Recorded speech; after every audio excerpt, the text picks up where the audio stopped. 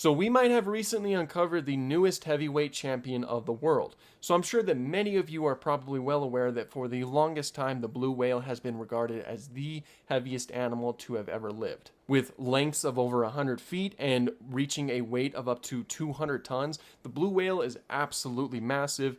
And this is also in comparison to dinosaurs. The blue whales are huge. Like truly nothing has ever been able to come close to them until now, potentially. In Peru, there have been uncovered some massive fossils.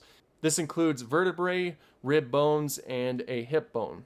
And they belong to the newly named Perucetus colossus, which is an early whale that lived around 40 million years ago. It's also a basilosaurid. And size estimations of these fossils in comparison to, of course, modern day mammals, such as other whales, indicates that it reached weight of about 94 to 375 tons, which is absolutely massive, which I mean just heavy, like incredibly heavy. Like if it reaches up to 375 tons, then as mentioned before, that would blow the blue whale out of the water, which reaches up to 200 tons. It wasn't longer than the blue whale, however. Like I said, blue whales can reach over 100 feet, whereas Perucetus would have reached up to 66 feet. Now, of course, this is not conclusive. This is only fragmentary remains of Perucetus. So a lot more fossil material and research is needed to be done before more conclusive and cohesive statements can be made. It could potentially reach up to that weight. Like I said, just not conclusive right now. But Perucetus also has extremely dense bones, which indicates that it's stuck to shallower waters, much like manatees, who also have dense bones.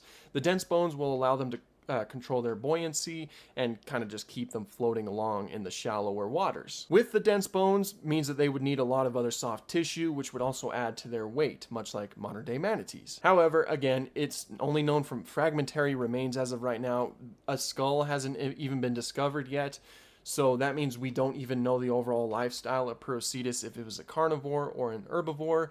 I will say that if it did stick to shallower waters, it is possible that, like much like a manatee, it would kind of just feed on the vegetation on the shallow sea floor. But again, we don't have a skull, so we don't have any teeth or anything like that, so we can't really deduce what this guy fed on. But this is an incredibly exciting find, and of course, pun intended, a huge find. But as of right now, there's nothing conclusive about its overall size. It is huge, there's no doubt about that, but we don't know the maximum size of it quite yet.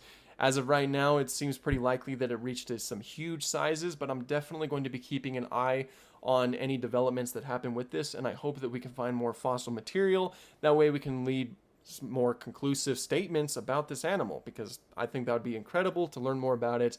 And yeah, so if we learn anything new, I'll definitely post another video about it. But that's Perucetus.